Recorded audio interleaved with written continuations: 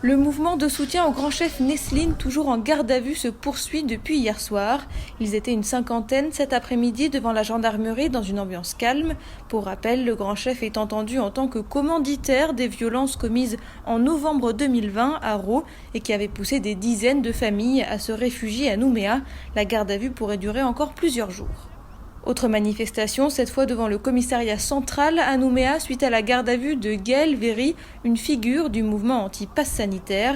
Elle est l'organisatrice présumée de la manifestation pourtant interdite ce week-end. Ses soutiens dénoncent cette détention. Nous sommes tous responsables et donc Voilà, si nous sommes 7000, il y a 7000 responsables. Exactement, Donc, et c'est pas juste en fait que ce soit que Gaëlle en fait qui soit en garde à vue, étant donné qu'on a tous pris nos responsabilités, chacun est libre en fait de le faire ou pas, et c'est pas parce que Gaëlle est connue publiquement en fait que c'est elle qui doit payer les pots cassés pour tout le monde. Le procureur rappelle que l'organisation d'une manifestation illégale reste un délit. Super. On a prévu 5. Élus de la commune de Boulou-Paris, représentants de la SIC, du gouvernement, de la province sud, de l'État, direction du CHS et association de coopération sociale et médico-sociale, tous étaient présents ce matin pour la pose de la première pierre de la future maison d'accueil spécialisée de Boulou-Paris. D'ici 1 an et demi, les résidents pourront prendre leur quartier dans une structure flambant neuve. Pour le moment, ces patients vivent à l'ULSP, l'unité de long séjour de soins psychiatriques du centre hospitalier spécialisé. Marcel, qu'est-ce qu'elle t'a dit, Audrey? Voilà, quelle heure il est? À 1h30. 1h30? Bon, et ben voilà, on attend 1h30. Là déjà, tu vas manger. Oui? Ça va être un profil de patient assez âgé, avec une moyenne environ de 60 ans, nécessitant quand même une structure médicalisée et souffrant de pathologies psychiatriques pour la plupart. Si elle ne trouve pas Raïssa, c'est que ça va être Eva. Donc là, c'est le moment du repas. Donc tous les soignants sont dans le réfectoire. Il y a certains patients qui vont manger un plat par un plat. Il y a l'infirmière qui donne en même temps les traitements de midi. Et du coup, voilà, c'est un moment convivial. On essaie de passer un bon moment.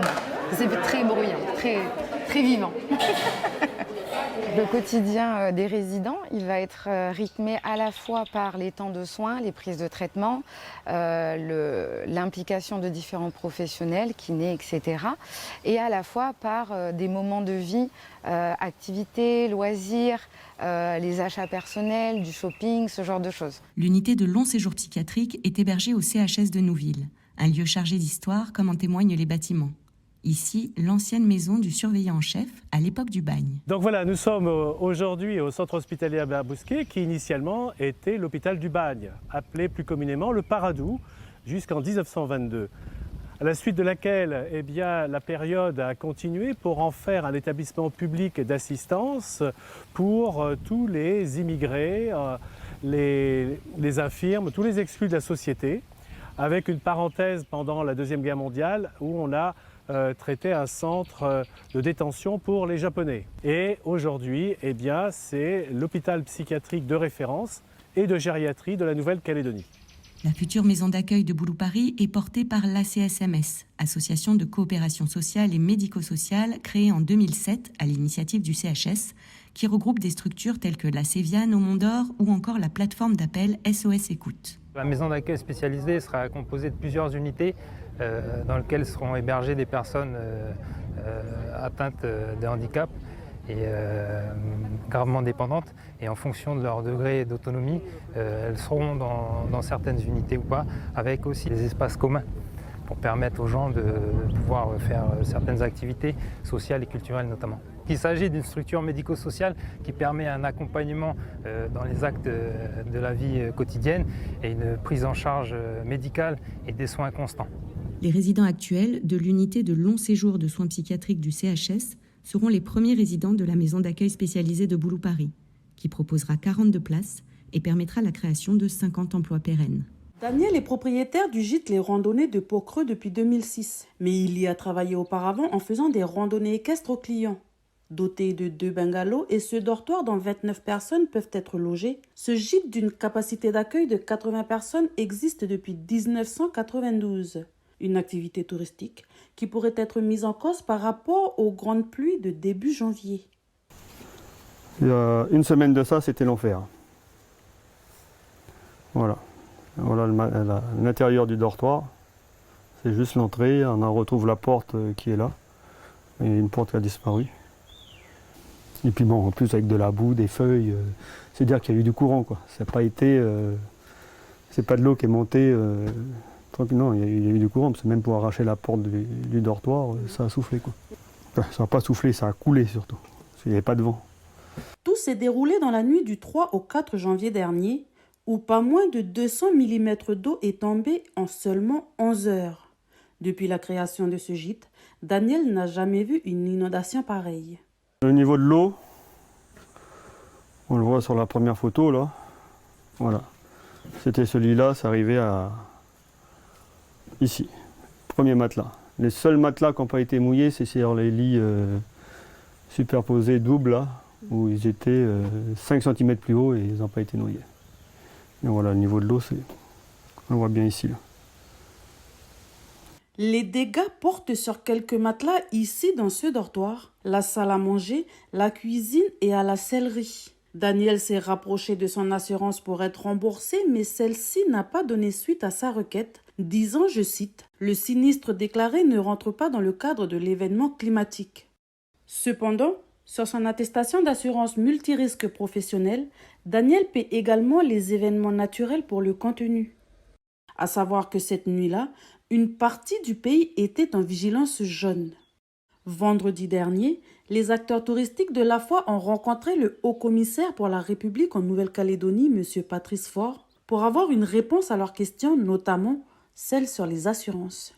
Bon, est-ce que les alertes, par exemple, vigilance jaune, rouge, tout ça, est-ce que ça va être pris en compte ou pas? C'est ça. Justement, on est en train de travailler avec plutôt, mes services. Parce que là, aujourd'hui, ce qu'ils m'ont dit, ils m'ont dit si jamais la décision de prendre en catastrophe naturelle est prise, je crois que c'est le OCR ou c'est vous qui devez prendre cette décision, ils vont étudier le dossier. Pour le moment, je n'ai pas de réponse à leur apporter. La seule réponse que je puisse leur apporter, c'est que nous y travaillons.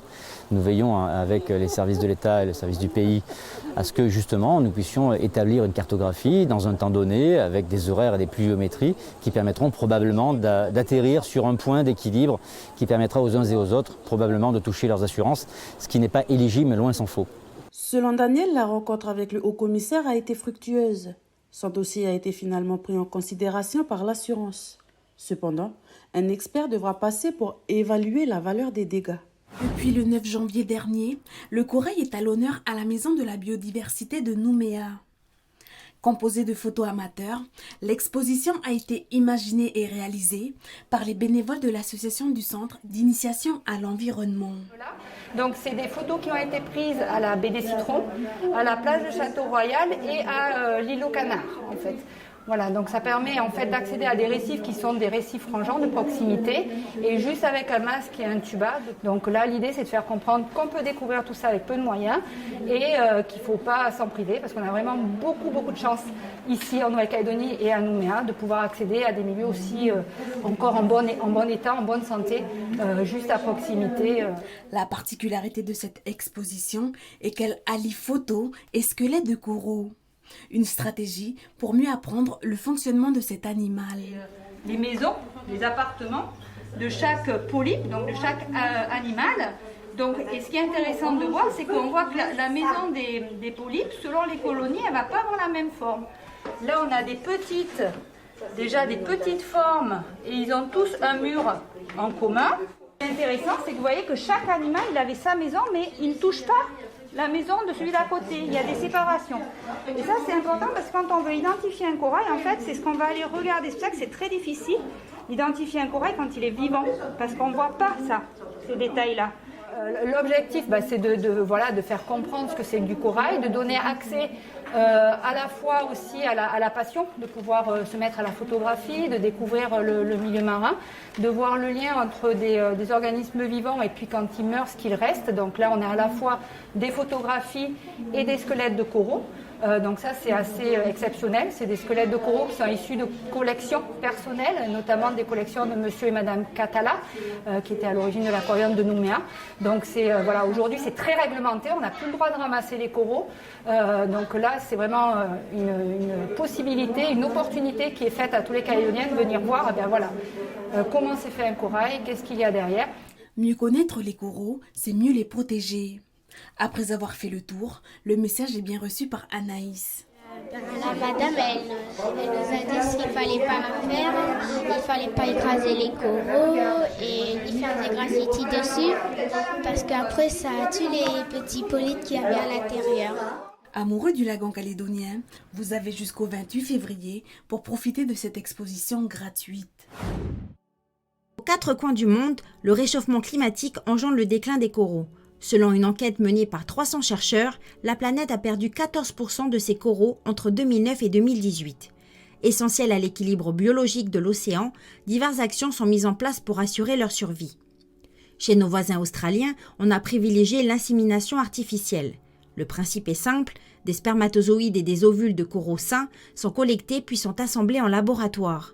Une opération qui a débuté en 2016 et qui aujourd'hui porte ses fruits, puisque 22 colonies de coraux relâchées à l'époque sont arrivées à maturité et à leur tour, ils se préparent à frayer, c'est-à-dire à se reproduire.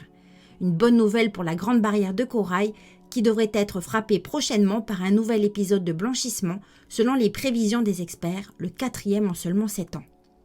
Plus proche de nous, en Polynésie, pour éviter qu'un nouvel épisode de blanchissement massif des coraux ne se reproduise, comme en 2019, où plus de 70% d'entre eux étaient blancs, donc malades, a été installé sur l'île de Moorea, en face de Tahiti, 2 pépinières.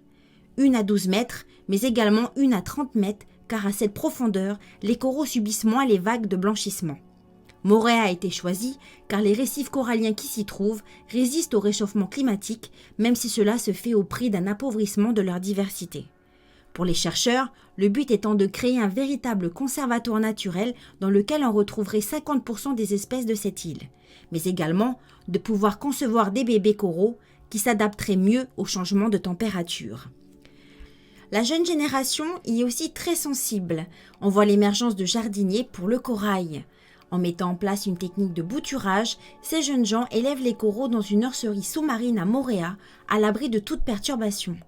En 4 ans, 15 000 coraux ont été replantés dans des zones fragilisées et avec eux, c'est tout un écosystème qui reprend vie.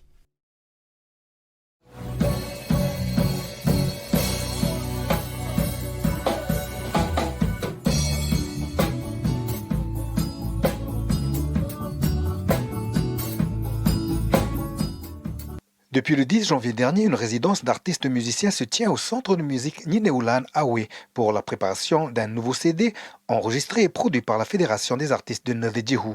Réunis autour de la Farnode, divers artistes de milieux et d'horizons différents partagent les sonorités et les textes des loyautés. Une belle opportunité également pour les jeunes de se perfectionner. Je suis venu découvrir un peu le conservatoire ici au Nineulan. Je suis venu partager, faire des rencontres et continuer aussi dans la musique. Avant, à la tribu, on jouait à l'oreille. On écoute à l'oreille, on ne lit pas les partitions, tout. On jouait comme ça, à l'oreille, quoi. Et maintenant, quand je suis dedans, on apprend à lire les notes, on apprend à lire les partitions. C'est ça qui t'enrichit aussi? Ouais, c'est ça qui m'enrichit aussi.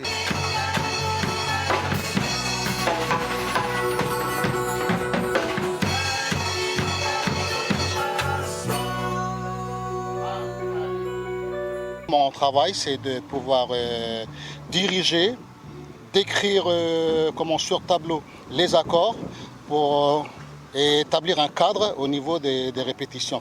Le but, c'est de ne pas faire valoir ce qu'on sait faire nous, mais c'est de faire ressortir ce que l'artiste lui-même il aspire. On consacre toute une journée pour travailler un chant d'un artiste. Donc ça commence à 8h et c'est jusqu'à 18h. À 18h, on valide le morceau, on enregistre la maquette et l'artiste et les musiciens qui participent, ils repartent avec la maquette qu'on a validée tous ensemble. Jusqu'au 28 janvier, 15 artistes viendront proposer et travailler leurs chansons avant l'enregistrement des premiers morceaux le 1er février prochain.